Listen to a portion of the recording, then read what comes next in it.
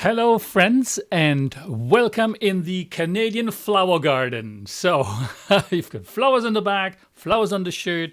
Winter just arrived, so I said to myself, well, you know what?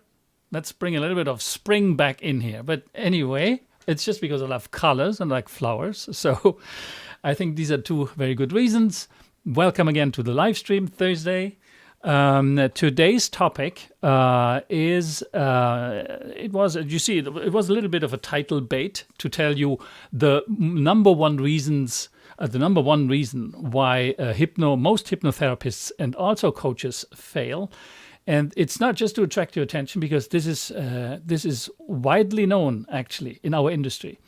When it comes to hypnotherapy and coaching, most of us, I would say, we master what we want to master in terms of our expertise. We know what we're doing. Our service programs are ready, and yet something is not quite working correctly the way it should. So I wanted to make a series of live webinars about this specific problem that I see over and over again to help you avoid some of those errors.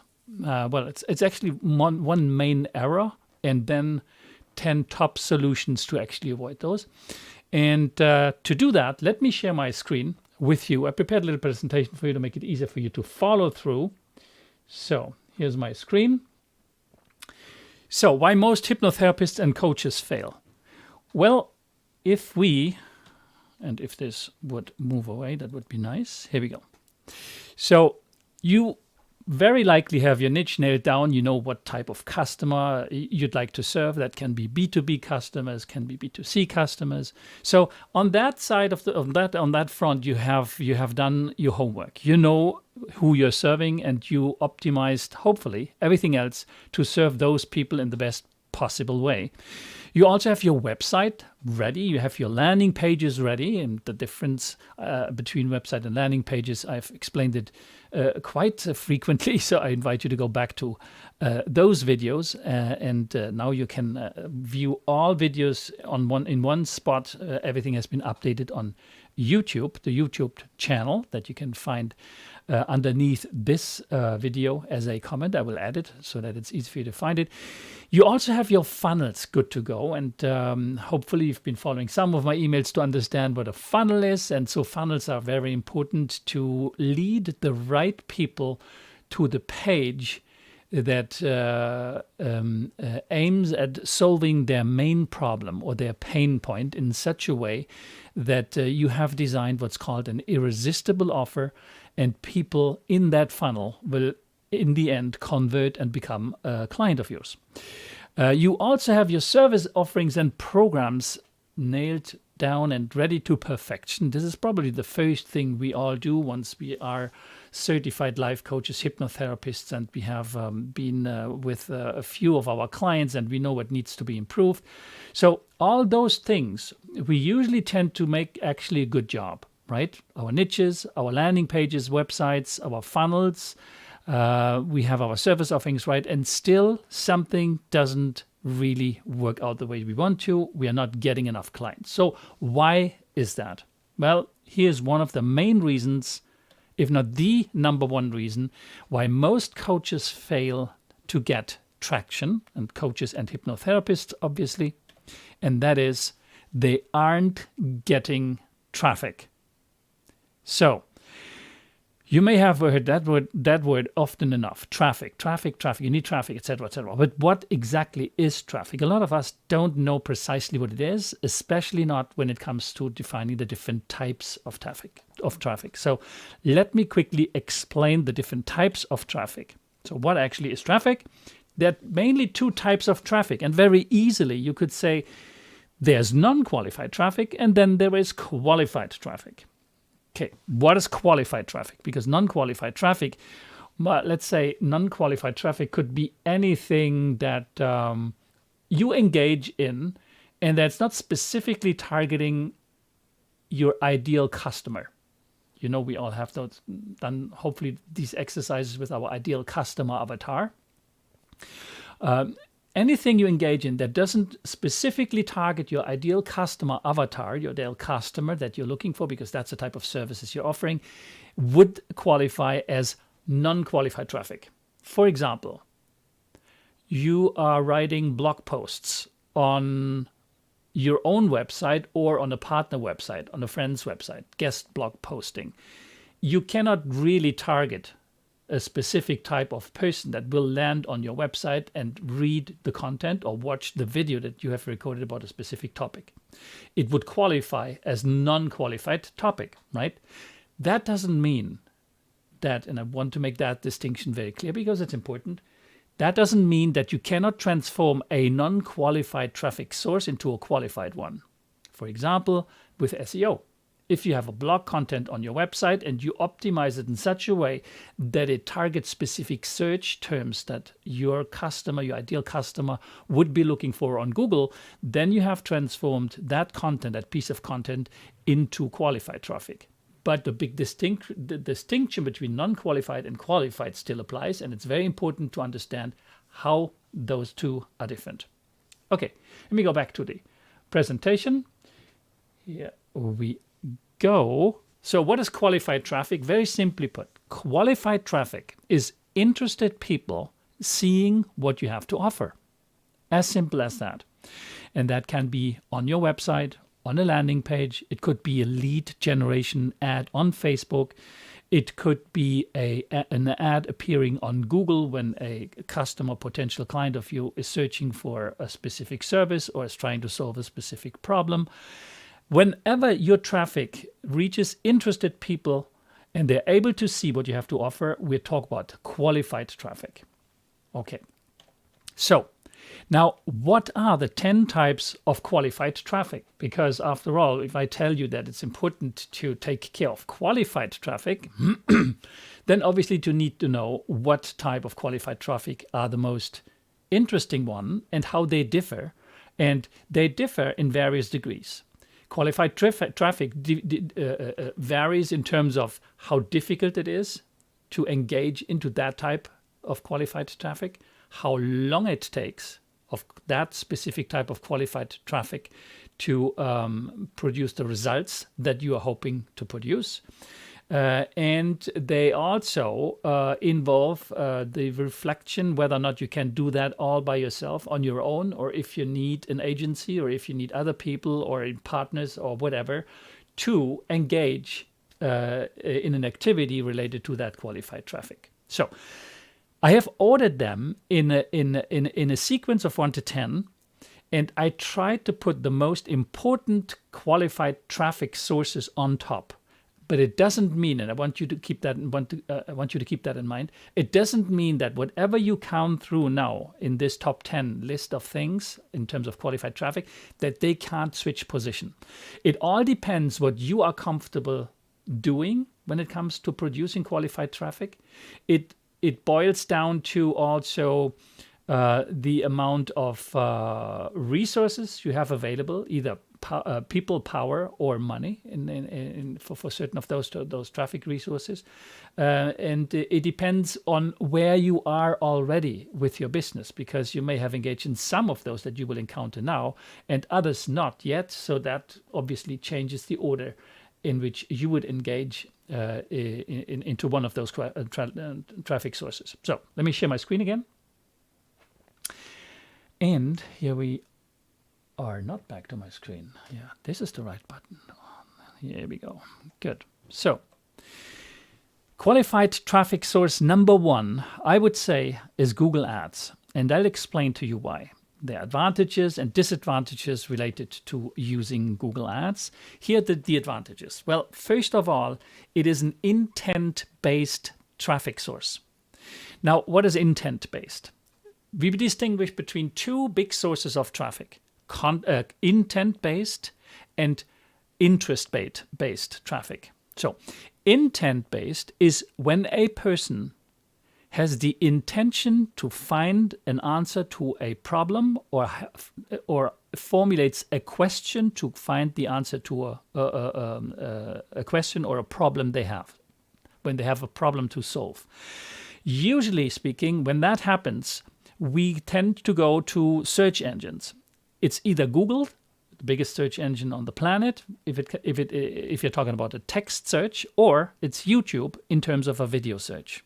YouTube is nothing other than a search engine specializing in video content. Okay, so when somebody searches actively, that's called intent-based, because that person has the intention to find something specific. Otherwise, they would not be searching for it, right? Interest-based is any qualified traffic, and we will encounter those because they're part of that list, where people, generally speaking, are interested in a specific topic, but they're not searching for it at the very moment where, for example, your ad appears on one of a platform, be it Facebook or LinkedIn or even Udemy or Lynda, wherever.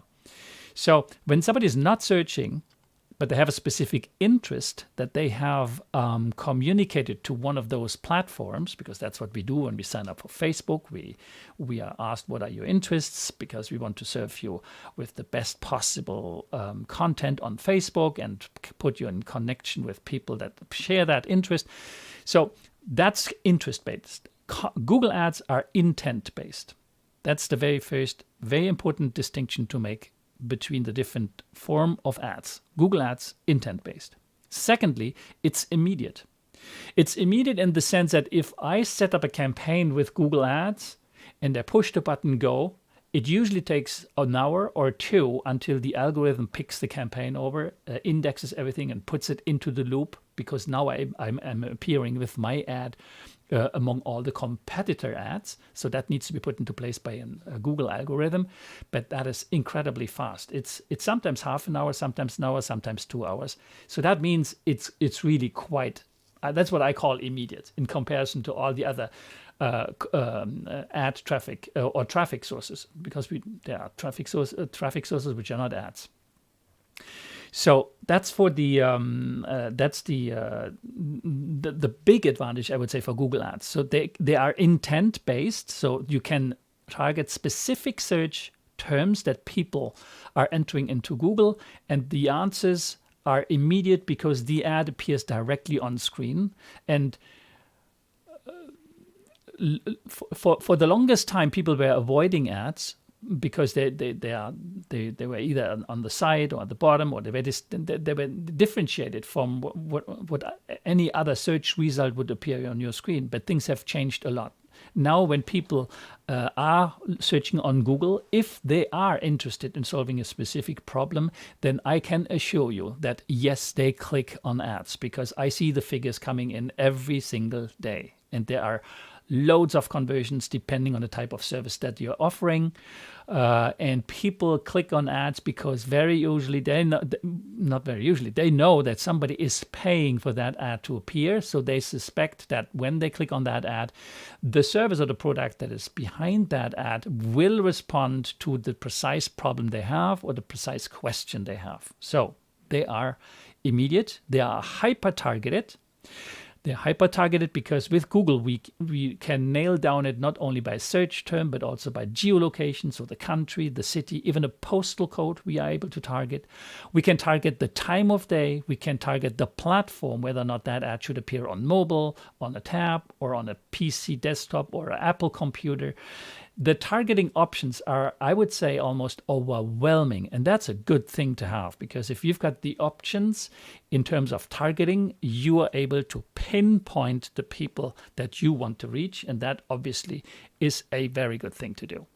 A very good thing for us if we want to reach our coaching and hypnotherapy client.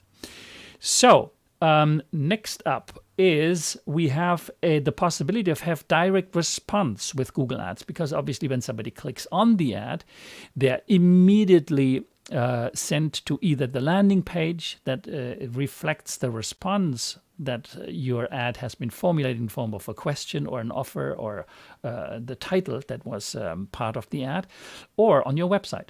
So now it becomes important, obviously, to make sure that the landing page, meaning the page where people land on after clicking on an ad, is fully optimized in such a way that they will find the answer to their questions. Disadvantages. Well, obviously, Google Ads are not free. You have to pay for them, so they have to you have to set a budget aside. And generally speaking, out of experience, depending on the industry sector you're in, but when it comes to hypnotherapy and coaching, you would probably need to start anywhere in between $500 and $1,000 a month. So I hope you're not falling off your chair, but there's a reason for that. The reason is that you want to clock as many impressions and clicks early on in your campaign to get the data you need to optimize the campaign.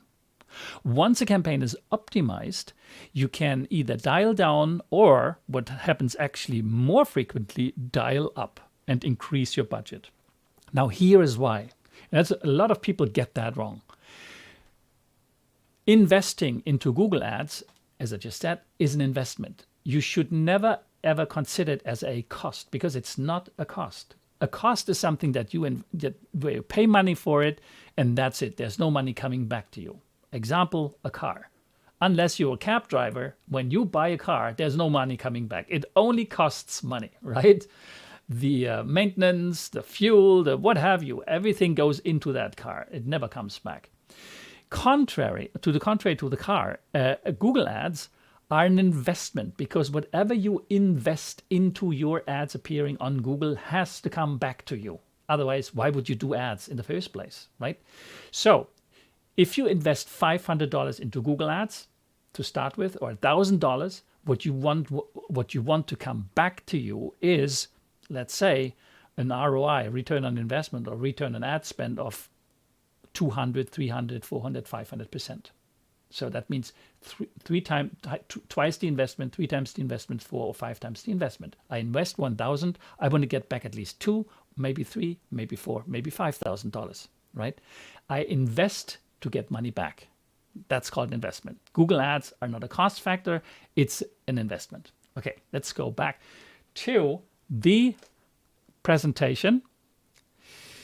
The disadvantage is, as I just explained, it takes a little bit of time to optimize a campaign. On average, I'd say between 3 to 6 months, but that doesn't mean that you need to wait 3 to 6 months until your first customers or clients book a hypnotherapy session or a coaching session or sign up for a coaching program, right? Usually, after a month or two, you'll find your first customer or two, right? And when that happens, this first customer actually pays back your investment right away, right? Let's say you invest $500 in a Google Ads campaign, and after 5-6 weeks, you find, well, hopefully it will be faster, but sometimes that's the time it takes. And then you find a customer, and that customer pays $300, $400, or $500. I don't know how much you charge for a hypnotherapy session. Pays you for that session. Well, the investment just came back to you, right? So our main objective in the beginning when we launch and run ads is actually to achieve what's called a break-even point, where we break even, that we get at least as much money back as we invested. And that doesn't mean that you are losing money or that nothing is happening. Quite to the contrary. When you are investing, I consider it, when you are investing $500 or $1,000 into a Google Ads campaign and you get $1,000 back by the end of the month, then you just had 30 days of learning experience in your ad campaign, and you were able to look at the numbers, the data, and you start optimizing your ad campaign. That's not nothing, right? If you are getting paid to learn, that's not nothing. So break even is probably the first thing to achieve, but obviously very quickly we would like to have a return on investment that's positive, that goes beyond 100%. And that's what's happening usually after at least 3 months, things start to move. So, and that's Google Ads. So let's move to the next portion of the next type of traffic that is of interest to us in terms of hypnotherapy and coaching services that we're offering. And these are social media ads. So Facebook, social media on Facebook, on Instagram, TikTok, LinkedIn. Okay. The advantage here, again, it's immediate, right? The moment your campaign has been accepted by the algorithm of the platform, you're getting into direct response. The ads appear, people see it, click on the ad, and they take an action depending on how well you did your job on the landing page or on your website. The disadvantage, again, it's costing you dollars, right? Ads are paid. You have to pay for ads. But this time, you see, it's different with Google Ads. Now we are in an interest-based environment. Traffic on social media, ads on social media are interest-based. They are no longer as targeted as Google Ads, right? That means, generally speaking, your conversion rates, meaning the number of people clicking on your ads in comparison to the number of people seeing your ads, is way, way lower.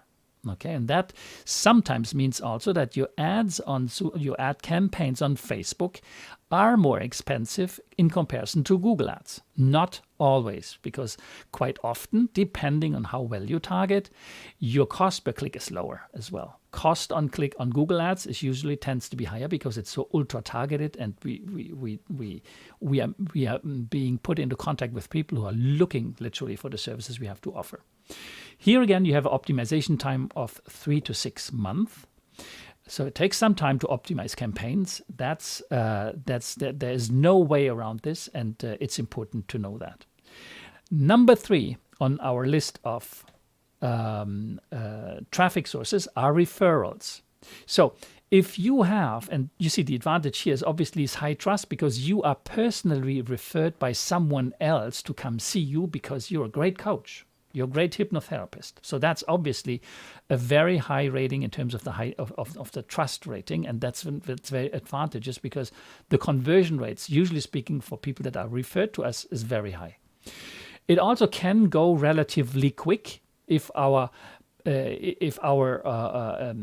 people that are referring us know of somebody who has a problem, which is related to what we are offering in terms of a solution. So it can be quick. It's not as quick as Google Ads, I can tell you right away. It usually takes longer time. And the effectiveness of referrals also obviously depends on the pool of people that are able to referring you. Your friends, your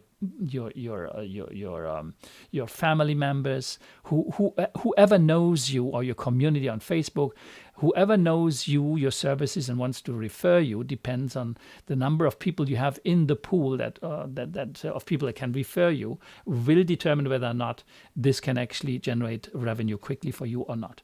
So the disadvantage, you see, you have relatively low to no control because, well, you're not with the person referring you when that happens, and you're also not with the person who may need your services. You don't know when they will be calling you. Maybe the next day, it may be the next week, it may be the next month. So you have very little control over referrals. And that's not a very good place to be in, especially when you're starting out, obviously. When you start out, you need to generate a revenue fast, and referrals is certainly an important traffic source, and that's why I put it on number 3. But you have much less control, and it also depends. And I have added this here on the screen. It depends on the testimonials that you will have on your landing pages on your websites. Usually, the person referring you is your testimonial because they wouldn't refer you if they wouldn't think highly of you. But again, it's not something you're in control of because it doesn't happen while you are around. Number 4 on our list: search engine marketing in combination with SEO, search engine optimization. So the advantage here is that you do not have ad spend per se. You're still spending money because you have to pay somebody to actually do your search engine optimization, unless you learn how to do it on your own, which can be done. It's not something that's all too difficult actually to learn, and it's something I teach in my Done For You courses for those of you who need an all-included solution for taking care of your websites, landing pages, marketing, and funnel building. But it's something you can learn on your own. It's not rocket science. Very, very honestly, a lot of people put so much technical jargon in what needs to be done, but if you boil it down to a few, I'd say 5 things to understand and why they work the way they work, then it's not that difficult. So you could learn to do SEO. The problem is it takes an awful lot of time to become effective, and you're not in full control of the results. That's the problem with SEO. SEO takes time, so there's nothing, I would say, depending on the type of keyword, if it's a high traffic keyword or not. But normally, usually speaking, there's nothing under 3 months very early, on average between 6 months and a year to see things happening. So again, much less control. So the disadvantage for some people, it may be perceived as being complex, because if you want to take into consideration all factors that you can optimize on a page, on a blog site, on a blog article, or your website, or whatever, even your videos that you want to optimize. Yes, it can become complex, but you don't need to go into the nitty-gritty. In the beginning, again, it's enough to know 5 variables and to get them right to see things happening. Another disadvantage, obviously, for high traffic keywords, you'll have an awful lot of competition because they know which search terms people are using on Google Ads, and everybody wants to appear when people search naturally. They want organically appearing on the first page of Google, and there's just like 10 search results. So you imagine the competition. So if it's a high traffic keyword, those 6 months to a year may go up to a year and a half to 2. So that's where you lose the control of what's going to happen. Another disadvantage here, I have listed content. So obviously you need to write content because it's either writing content for a blog article or it's producing video and optimizing video. But content is at the base of any search engine optimization effort. So you need to engage in content, and writing content or producing video, as I do right here with you, speaking to you through this camera, is what? Video content, which can be optimized. And I optimize that on YouTube with keywords. Okay. So again, you need to learn how to produce that content, obviously. You have 6 months to years. Yes, exactly. Yeah, I said here, not 6 months to a year. I wrote 6 months to years because that's really what can happen. So number 5.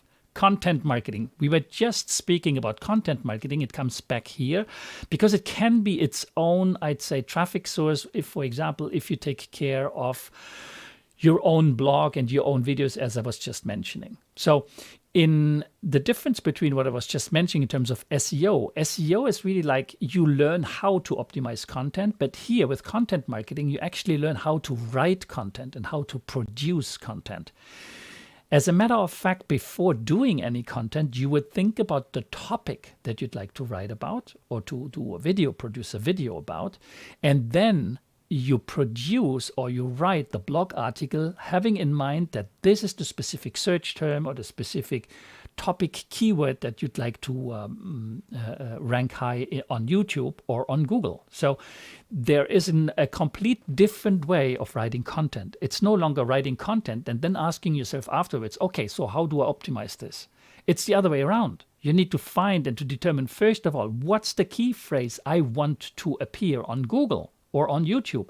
And then you write the content for that search term. So that's different. That's why it's called content marketing and SEM, which stands for search engine marketing. So the advantage here, again, it's relatively low cost if you do it, but let's say if you value your time as a hypnotherapist or a coach, and you trust me, you will begin value your time rather quickly, then you understand that can be very costly because that's time spent on writing content that you cannot be with a client who would be able to pay you. Right? So in the beginning, if you've got few clients, it makes sense to do content marketing. But at some point in time, when clients are rolling in, you no longer have the time to do it. So, but then there are other solutions. Then you can engage people, you can pay them now, and there are good content writers you can find. And I can help you find them. I teach even where to find people that can help you in your business. The other advantage is obviously this is incredibly appreciated by Google. Google just loves content because that's all they do, indexing content of value and making those pages appear because that's what you're looking for when you're searching on Google. So if we don't produce content of value, Google would not even exist. As simple as that. And Google the entire business model of Google is based on quality content. Making quality content appear for a search on Google allows Google to ask advertisers to invest so they can appear alongside that content when somebody searches on Google or on YouTube. So, in other words, content is incredibly important for Google, and not any content, but content of quality. So, the disadvantage to content marketing is you need expertise, obviously. If you want to write about something that's of interest to somebody and that is evaluated by Google algorithm as being of quality in relationship to the search term that you have optimized your article for, then guess what? You need to know what you're talking about. You are the expert and you need to showcase that expertise. And that's basically why you're writing. Or that's why you are doing a video about traffic sources for hypnotherapists and coaches, as I do here. I'm an expert in digital marketing, and I had to talk about that expertise to help people like you avoid making the errors that most people do if they're not digital marketing specialists. Disadvantage of content marketing is also, well, it takes a lot of time. To produce high value content, and now we're talking about, it's called skyscraper content, which are really like long pages. And we're talking sometimes, not always, it depends. In high traffic volume, high traffic search terms that are very, very desirable to appear for on Google, I've seen pages that go now into 3,000 to 5,000 words. So that's a long, long article. Not just the wording, then there's the titles and the subtitles, the headers and the pictures, everything has been optimized. So it can be quite time intensive to do all that. So that was number 1 to number 5 on our list of traffic content of importance to hypnotherapists and coaches. And again, incredibly important because I've seen so many people, hypnotherapists, I see it over and over again in community platforms on Facebook, struggling to find traction, find clients. And sadly, quite often I see people fold their business, disappointed and going back to their 9 to 5. And I really, really, really would like to help people avoid finding themselves in that scenario. And that's one of the reasons why I do this free content about digital marketing. I want to leave it there for today. I want to do my weekly live streams shorter, half an hour at most, if I can. I try. And so number 6 to 10, I will produce them, I will show them, I'll talk about those next week. And don't forget to subscribe to this group here on Facebook, and very importantly, please also subscribe to my new YouTube channel. I will put the link underneath this video so that you'll find it easily. That would be incredibly appreciated because guess what? I need at least 100 subscribers on my YouTube channel, guess, to actually change the name and give it the name it deserves. I want to name it something digital marketing for hypnotherapy and coaches, so that when you search on YouTube for resources about marketing for specifically coaches and hypnotherapists, you actually find my channel. Right now, that doesn't work, and I need at least 100 subscribers. So long story short, I'm promoting my own YouTube channel. I will put the link underneath this video, and please go there, click on the link, subscribe, and leave a comment. There's quite a large number of videos on there of great interest to you already.